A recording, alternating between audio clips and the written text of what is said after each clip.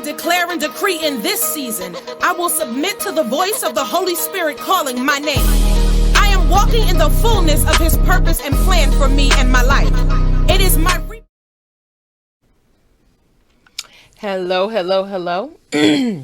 Welcome back to another episode of She Emerged, the Manifestation of Me. With me, your host, Shalimar Cherie. How is everybody? I hope you guys are good. It's great to be with you again today. I hope you enjoyed my last video and podcast.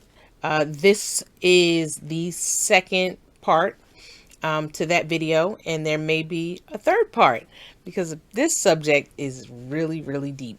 And it's a lot to unpack, and it's a lot of information to share. And I truly want everyone who hears this, who listens to me, to benefit from this platform in some way, shape, or form. My goal is definitely to encourage and empower. And so I want to always bring you content that's going to encourage and empower you, and do just that. So thank you for listening. Thank you for joining me. I am in awe of the growth and the listens. You guys are actually listening. As somebody who is actually walking in, launching her vision, I'm constantly in awe and humbled by your continuous support. So thank you all. Thank you all for supporting the book, She Emerged, the Manifestation of Me, and the journal, She Emerged, the Guided Journal. I'm actually sold out of the journal, surprisingly. And it was on back order for a little bit. So you guys are like really reading this book and buying this journal. Make sure that you go back and leave comments so that I can see that you purchased it. But I would love to interact with you. Ask me questions. You can hit up my website, www.savedhealedenough.com, and send me some feedback. I want to know what you guys think. I want to know what you guys think about the story, and my story, and how you're using it to help you develop and grow and come out of your own traumas. And is it helping you write your own story? This is not exclusive to me. This platform was not made for you to just sit and listen to me. I want you to be walking in your own purpose, on purpose, and with purpose. And you are the vision. I love my sweatshirt. You guys have seen this sweatshirt before. And it is one of my favorites. And I have many because I am the vision. And then, that's right, launch it. Launch the vision, sis. It's crooked. Yeah, it's crooked. So, but we're going to fix that. So, today we're going to talk about 10 ways to set the vision and set it for your life so that you're not just building a brand, a business, a goal, however that vision was given to you, but you're also using the vision to help you grow and develop and evolve as a person, and use it to help you propel and become the vision of, also the blueprint rather, for your life, because you are the vision. So no matter what you're growing, what you're building, you are the most important piece to that. You are the biggest piece to that. You are the vision. And so, with that being said, with you being the vision, there's some things that you're going to need to do to help make the vision successful. Any great visionary will tell you that self-work, hard work, was hard work, and it was necessary in order for their brand and their vision to grow. For me, it was my healing and walking was intricate in me learning to walk in my purpose and grow my vision and grow this platform for you. So I am doing the hard work daily in order to bring you the best content, and help and empower you. So I'm speaking from experience, and that's just how that goes. So let's get right into it. We'll chit chat later, but let's just get right into this because I'm super excited about it. And I'm just excited to share this with you. Can you guys tell? Yeah. So one is you have to work to resolve old wounds. I spoke about this in the last video. I touched on it. You do not want to walk into a new situation, a new adventure with old baggage. It will weigh you down and it will get in the way. So you need to heal, deal with, and confront some things in order for you to move forward in the new vision. You just have to. We went over the definition of vision and how your reception of something, we're visual people. So how you see things, including yourself, is how it's going to be translated. So if you see yourself in a negative light, we talked about how light reflects on the eyes. And so how you see that, your light, how bright or how dim, is how it's going to reflect. And those signals are going to be transmitted to your brain. So you may have to work on how you see yourself. I had to work on how I saw myself, because I don't see myself. I still don't. I do. It's my purview of me is better, but I never saw myself as somebody extraordinary. Just maybe ordinary doing extraordinary things. And so I'm working on that with you. So we're going to work on that journey together. It's difficult to embrace a new vision for your life when you're being hampered by old wounds. They need to heal. They need to close, because we all know open wounds do fester and they get infected, and the infection spreads, and it will just keep you from getting to where you need to be, where you should be, where you deserve to be. So spend some time in retrospect. And I mean, address and view everything. So when you're writing down the vision, because we spoke about writing the vision, you can write down the business plan. You can write down the blueprint. But you'll notice there's some things that are not going to work because you're not in a space to work them. So leave room for you. Like, am I holding on to resentment? Do I need to forgive somebody? Am I hanging on to hurt that needs to be healed? Be honest with yourself about those feelings, because carrying those things into something new will get in the way. And yes, harboring negative feeling, unforgiveness, because it weighs you down. Like, how can you, if your heart and mind is so clouded with unforgiveness and, I can't stand her, she get on my nerves, I don't like her. If you're clouded down with that, you can't see clearly. You're not going to be able to see further than what's in your mind. And so if that's what's in your mind, you will need to clear that out in order to be able to see clearly and position yourself to move forward, because those are stumbling blocks and you want those things out of the way.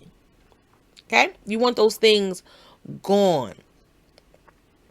All right. Okay. So the other number 2 is understand it's not just about you.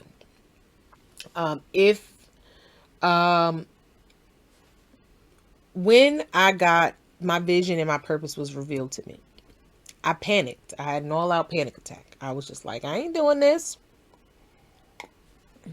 And I've said that before. I felt very vulnerable. I felt very naked, exposed to open myself up and share such candid information with virtual strangers. And then also some people that were familiar to me, because there were a lot of things about me that people just didn't know. Secrets that I held close to the vest in my heart for a very long time. And so I made it about me. No, I can't do this because I don't want to be exposed in that way. But as I started to write the vision down, as the vision started to grow and evolve, I realized that it was bigger than me. This vision was bigger than me, because there were people out there who needed to hear from me. There were people out there who needed to know that they were not alone, that other people had gone through and experienced and survived, come out on the other side of some of the things that I had survived. Somebody needed to know that it was possible.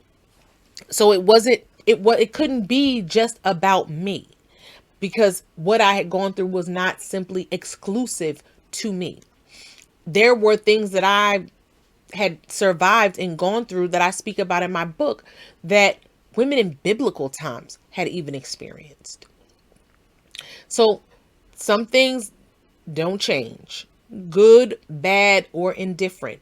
Know that. And so your experiences are not exclusive to you, and your vision is not just about you.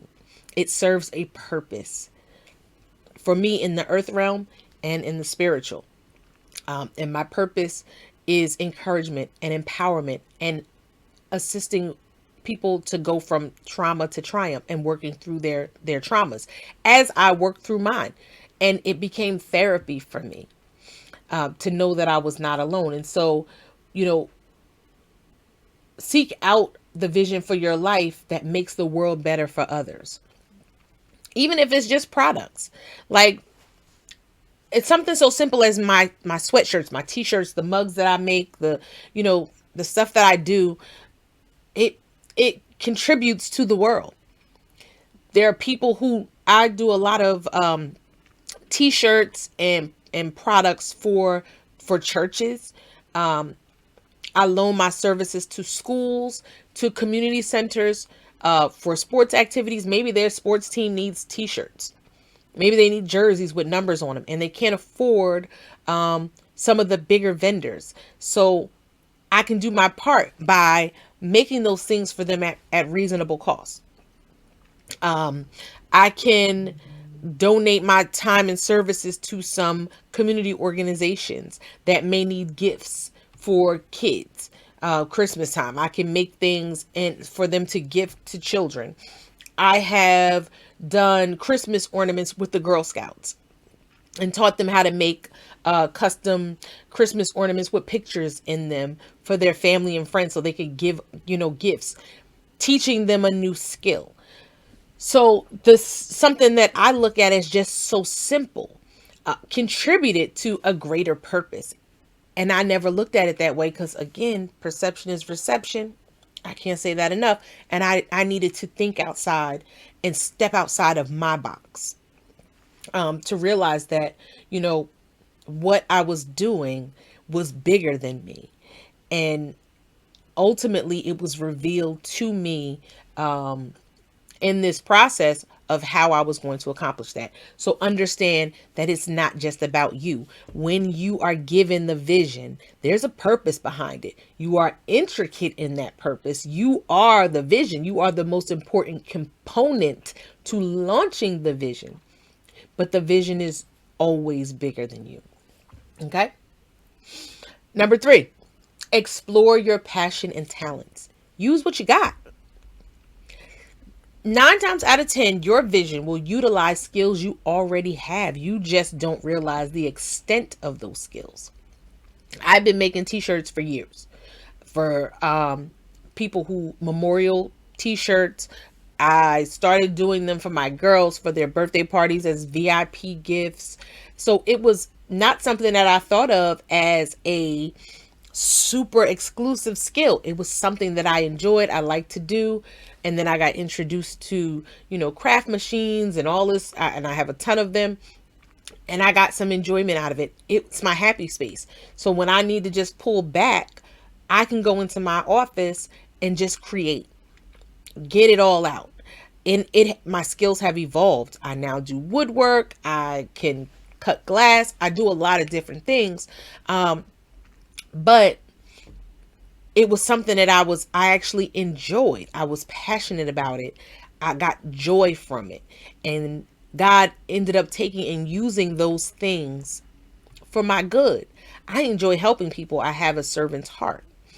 And so he took those skills, those things that I enjoyed, those things that I love, those things that I held close to the vest, and allowed me to use them as part of my vision. I enjoy talking to you all. I never thought that I would, because again, I felt exposed and like bare, but being a helping somebody heal, getting that text message, that email, that message like, listen, you helped me through a really rough time. I feel I'm able to open my mouth and talk about the things that happened to me. I'm able to call out the person who hurt me. I'm now comfortable in saying, I don't like that. I didn't like what you did to me. I didn't appreciate what you did to me. For little old me to be the catalyst for that, to help and empower somebody to have the courage to speak out, heal, and be better. That's a big deal. That's a big deal. And so God took what was good for me, what made me happy, what I was passionate about, and he used those things for me to launch the vision. Every year when I do my vision board brunch and conference, I do a t-shirt. I get to create a t-shirt and to give away and to include in the swag bags and creating that artwork. So I've learned to do digital art design and make SVGs and stuff like this. That's really great for me because it's something that I'm passionate about. It's that creativity. I'm very creative, so I have a lot going on in my head, stuff that I need to get out. Those things allow me an outlet, and an outlet that I can share with the world, even on this platform. I'm sharing with you what is personal to me. I get to serve, and I'm serving in a different capacity, and a capacity that is new to me. So know and understand that your current passions and talents are always going to be integral in your vision, and you'll get to use them on a bigger level, much bigger and grander than you've ever expected, because I never expected it either. Spend time with people that you admire. Number 4. So there, I had to seek out people, and not so much seek out, but be okay with the new, because I'm a creature of habit. I don't like new. I have the same old friends. I have the same, I like my routine. I don't really care for change. What I learned was I had to be open to receiving new, because God was strategically shifting my circle to fit my next level, to help me propel this vision forward. People that would inspire me, that I could glean from. And so I had to be strategic in my friendships and my relationships, and I had to make sure that I wasn't just being around people because I thought I could hide behind them, but people that I admired who would push me to be the best me I could be, and not just allow me to hide in the corner and hide behind them and give them what the vision that was supposed to be mine, but I just didn't want to do it, and push that off on them. And they were also able to answer questions for me. And so people who were able to share how they got to where they were, who were willing, who were open to share those things with me. Because a lot of people, unfortunately, don't want to share with you how they got to where they are. I don't know why, either out of fear, selfishness, just not wanting to see the next person become what they may perceive as their competition. So I had to be mindful of who I was around, because there were people that would tell me, you're not ready to do that.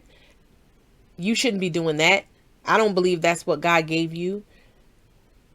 And their reasonings were not always genuine. It was because they saw me coming. They saw in me what I hadn't saw in myself. And so we have to be mindful that a lot of times people see you coming. They see you before you see you. Sometimes people can recognize the greatness in you before you recognize how great you are. And that will bother them.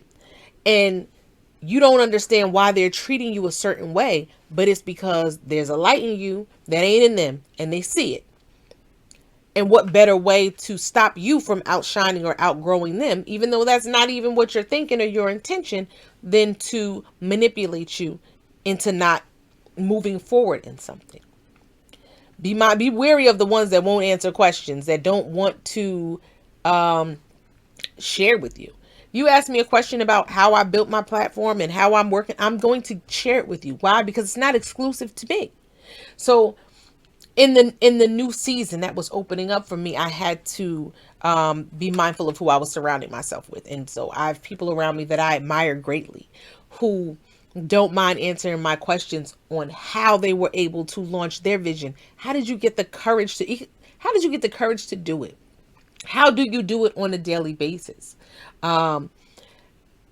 People who wanted to see me succeed and weren't afraid, uncomfortable, or intimidated by my light, and were willing to share and sow into me, because that's how we grow. We grow by sowing into one another. You, some plant, some water. Every flower has to be nurtured. You need people around you that are willing to help nurture you. At the end of my guided journal, I actually put in there that I won't ever look back, but I will always reach back to make sure that no sister is left behind. And is everybody going to be that way? Absolutely not. But there are people out there who are like that. So find people you admire, people you can glean from, people who are okay and comfortable with sowing into you. Okay. Number 5, envision what you want your life to look like. Ooh, now that's a good, I got some visions I do. And some of them require me doing nothing but sitting by the pool. And I love my coffee. Y'all know I love my coffee. I got my Christmas mug today. But that ain't productive. So, envision what you want your life to look like. Think about your end goal. What do you want? What type of woman do you want to be? What type of person do you want to be? What do you want your legacy to be when you have taken your last breath and have hopefully gone on to sit at the feet of the Father? What would you like that legacy to be? What do you want to leave behind? How do you want to be remembered? And what would you like how would you like your life to move? Do you want to just be a slave to somebody else, an employee? Because please believe me, they ask you to give 2 weeks notice so that within 2 weeks they can replace you. Is that what you want? Are you okay with that? And if so, that's fine. There's nothing wrong with that. Some people are comfortable being that. But if that's not who you are and that's not what you want, what do you want your life to look like? What do you want your legacy to be? What do you want to leave behind for those that have loved you, those that are attached to you? Generational wealth, a legacy of kindness. For me, it's a legacy of kindness, service. More than anything, I want to be remembered for my service, because I pray that that legacy will inspire others to serve. Pick up that mantle and carry it on. Service, love, kindness, intentional giving, those types of things. That is what I pray my legacy will be. Not my mistakes and not my missteps, but my evolution, my emergence, my learning curve, and all that I've overcome. And because I wanted to inspire for generations. So envision what you want your life to look like. Number 6, don't limit yourself. We talked about this. No vision is too big or too small. But it's okay to dream big. It's okay to envision big. When I finally got in alignment with this vision and I wrote it down, I wanted it to be big. Because if I'm going to make an impact, I want to make a global impact. I know that there are tens of thousands of young women and some men too, and children who just need a person, who just need to be encouraged, who need to feel safe, who need to be able to open their mouth and say, I'm hurting. This bothered me. Somebody did something to me that I didn't like. I just need to cry today. I'm not okay today. I know that there are people who need that, who need to be able to feel comfortable enough to utter those words. And so, yes, this vision, I dreamed big when it came to this vision. And I'm dedicated to making it so, because I know that's my purpose. That's the purpose and plan for my life, is to be globally effective. And not for me, but for them, for healing, because it's not about me.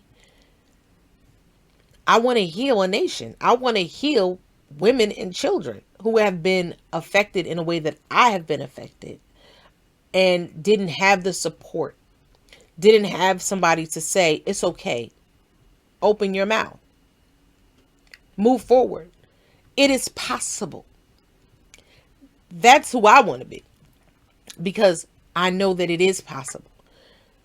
I want to be able to encourage somebody to feel like I feel now that I've evolved and healed, and I'm still healing because it's an ongoing process. But it excites me to be able to say, it can be done. It can be done. I'm nobody's tragedy, and neither are you. So, yep, dream big, make it big. Don't allow fear or a lack of confidence to shortchange your vision. If your vision doesn't make you at least a little uncomfortable, then you probably ain't dreaming big enough. It should be scary. And it's scary to be so candid and open and put yourself out there in front of people. So yes, this vision is also scary, but I'm also excited. I'm excited because I've been afforded the opportunity to do something bigger than myself, bigger than me, bigger than anybody ever expected of me. I'm excited because I overcame, I beat the odds, and I'm better than my yesterdays. Okay, man. Okay, that's exciting and scary, all rolled up in one. And yes, I want everybody to feel like that. So, yep, this vision is big. What I've written down, what I've been working on to put in motion is big, and it's exciting, and it's beautiful. And I'm excited that you guys are going to be a part of it. And so why not share with you? Why be selfish? Number 7, get feedback and buy-in from trusted sources. Okay, so you want people to, like, I had beta testers for my platform. I had beta readers for my book. Like, there was select a few people that read the book in manuscript form, that I knew would give me good feedback and information and call me on whatever, or encourage me. And I needed that honest feedback. I didn't need yes men. I didn't need people to say, girl is great, and it was garbage. I didn't want that, and I didn't need that. So when I moved forward in this vision, I asked for outside honest opinions about what I was getting ready to release. The recordings, I got some feedback, like, my friend Lisa hurt your feelings, but I love her. Hey, Lisa. But she was like, you got to listen to your own voice. There was a time when I didn't like my voice. I did not like the way I sounded. And I wouldn't listen. And she was like, well, how you going to know, what you need to fix if you won't listen to yourself? Because I would not do it. And so I needed that honest feedback. And also she has her own platform. So not only was she somebody that I could glean from, she was also somebody that would give me honest feedback about where I was going and how it was going and what I could do to make it better. So you want to get people like that when you're developing a vision. You want to have those kind of people. And it also helps you to work on you, because they'll be honest with you about things you need to do. I talk with my hands. So my one really good sister, she was like, it's great. The content is great. But all this, you have to work on talking with your hands. And so I've gotten better with talking, without waving my hands all over the camera, because she loved me enough to say, "Chow, it's going somewhere, but nobody want to see your fingers flying all across that screen like that." And I love her for that, because she was honest, with me about that. And it wasn't hurtful. you could tell it was coming from a loving place. So you want to get feedback from other people, trusted people that are going to give you honest advice, not just about your vision and what you're growing, but also you, so that you can be the best version of yourself. Because remember, you are what? The most important part to your vision, the most intricate component. Write a mission statement. Our last conversation, we talked about writing the vision. When you write your vision out, you also want to write out a mission statement. And that mission statement and list your action steps. That mission statement says what your platform is going to stand on, what it's going to stand for. You know, one sentence that encapsulates your vision. Write it down and put it somewhere. And then write down 3 to 5 action steps that you'll focus on that will bring you closer to reaching your vision. And when you have accomplished the steps, you come up with new ones. My mission statement is to help underserved women and children who have suffered trauma. And that's my mission statement. And it grows and it evolves as I grow. But my core mission statement is that. And so this movement, Launch the Vision, Sis, is a part of that. It's a part of my action steps, because helping that group of people, or, you know, people who have suffered trauma, heal from that. Part of their healing is also them walking in their purpose, because once they're healed, they'll be healthy enough to live in purpose, on purpose, and with purpose. And part of walking in your purpose is moving forward in the vision for your life. And that vision could be anything. It could be getting married, having children. A vision doesn't always have to be a business or a brand or a platform or a podcast or a website. It could be the vision for your life could be just about anything. Just to get up in the morning and not have a nervous breakdown could be a vision for your life. Like the vision for my life will be, I want to be mentally healthy. The vision for my life will be, I want to overcome this anxiety and this depression because I've lived with it for so long. The vision for your life will always evolve. So it may start out like that. That's why no vision is too big or too small, because it could be anything. It doesn't necessarily have to be you being in the public eye or starting a business or anything of that nature. It could be anything. The vision could be for you to get a degree. The vision could be for you to get a certificate. The vision for your life could be just about, the possibilities are endless. So you want to write a vision, you want to write a mission statement and list some action steps underneath that.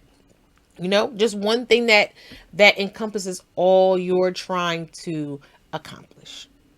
And when I started, my vision was literally simply to write the books. The book, it was one book, and then it evolved into 2 books, and then it evolved further into a podcast, and then it evolved further into a video blog. All things that make me uncomfortable, and that were scary. But if I wanted to stay true to my mission statement, to serve the underserved, encourage and empower, this was my avenue to do so. Number 9, find accountability. Who in the world wants to be held accountable? Nobody wants to have their coattail pulled. But you got to seek out people that are going to hold you accountable and help you to stay on course, and ask them to press you on it. It doesn't mean that you're telling people to cut you down, hurt your feelings, belittle you. Be mindful of that. Accountability should not hurt. It shouldn't hurt. If someone is holding you accountable in the right way, for the right reasons, it should encourage you to be better. It should stir a desire in you to want to change that behavior, whatever it is, fix it, and be better.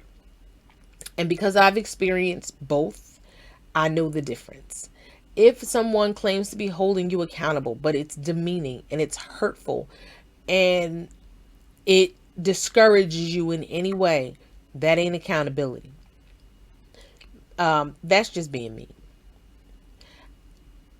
But I've also received accountability where I didn't like it, but it didn't hurt. It may have made me uncomfortable a little bit, like, dang, coming for my neck.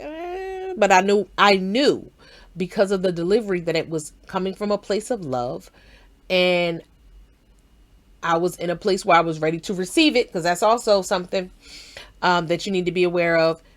And I knew it was to help me and not to hurt me. The way it was delivered, delivery was everything. You're not going to be able to do XYZ if you don't fix XY, because you know you was wrong for that, right? And it was the way it was delivered was easier to digest, and I understood. And then, like I said, I've had those that literally almost crushed my spirit, with the way that they delivered what they considered accountability. And so accountability shouldn't hurt. It should encourage. It should stimulate the desire to do better and to want to do better, and to change the behavior. And you also have to be open to receive it. So that is why working on you is important to launching your vision. And last but not least, number 10, be flexible. Don't be rigid. Don't be so stuck in your ways that you're not open, to listen, to hear. And don't just listen, but hear. Be open to the fact that your vision may need to be changed or tweaked. Because again, we already established that your vision has to evolve. It has to grow. And in order for it to grow and evolve, you have to make room for change. Had I not been open to change, had I not been willing to grow with the vision, I wouldn't be talking to you now. I don't like this. I'm not comfortable with it. I'm okay with it now, but in the beginning, like, I don't want to be on display. I don't want nobody looking at me. I got time for that. Why can't I just write the book and be done with it? That wasn't the vision. That wasn't the plan or purpose for my life. So I had to evolve with the vision. And because my mission statement was what it was, and I wanted to be able to reach who I wanted to reach, the book was just the launching pad for other things. In order for me to reach a broader audience, I had to be willing to grow with my vision and allow it to be tweaked and molded and changed, and allow it to grow and not get in the way. Because otherwise I would have smothered it before it even had a chance to grow. So circumstances change and they become different. We live in a very digital world. It is easier. And then with the pandemic, how was I going to reach these people when I was on lockdown in a pandemic? Like, how was that going to work? It wasn't. So I had to be open to, and be more flexible and change, because the times are going to change. Like I've stated before, what I'm doing now may not fit the next generation. And if I want it to have longevity, I'm also going to have to be willing to change and roll with the times and accommodate and adjust, to each new generation in order to reach a new generation. Otherwise, your vision will stall out. And we don't want that. So you have to think of your vision as something that's a living, breathing thing. And know that any living, breathing thing needs to be nurtured so that it can grow, so that it can evolve. And eventually it'll take on a life of its own. You'll always be the nucleus, but it deserves to take on a life of its own. It deserves to live. And as long as you keep growing with it, it will grow. Okay? So those are the 10 ways to set the vision, and incorporate that vision into your life to help grow your life. To set the vision for not just your purpose, but for you, where you're going, where you are, and where you're going. I pray that you got something out of this and you received it as it was intended. We will be talking again soon. There's probably going to be another video in this series because this is important to me. And again, I'm excited for what 2022 is going to bring. And if I can encourage somebody to step outside of themselves and launch the vision, why not? Feel free to ask me questions. Shoot me an email. She is at SAVEDHEALEDENOUGH.com. Give me a little bit of time to respond. I'm still a wife and a mom and a nurse and all those good things. But I would love to hear from you in the comments. Subscribe to my YouTube channel. You can comment under the videos. I do respond to those as well. Hit the website up, www.savedhealedenough.com, for all things She Emerged. The book, She Emerged, The Manifestation of Me, and the guided journal, She Emerged, the guided journal, are also available on my website for signed copies and for unsigned standard copies, paperbacks, on Amazon and a few other platforms. Catch the podcast and the video blog. We are nearing the end of 2021. And I want each of you to commit to doing something to and for yourself, to position yourself to do something new. Step outside of your comfort zone. And see the greatness that is in you. Thank you again for all your support. I will be catching you guys next time on She Emerged. I am the vision for me. You are the vision for you. Launch the vision, sis. You are loved. You are capable. You are worthy. You matter. I love you. God loves you. And as always, the sun rises and sets on its own every day and still manages to shine. The moon rises alone every night and still manages to light someone's way. Be the light. Be your own version of the light. Catch you guys next time.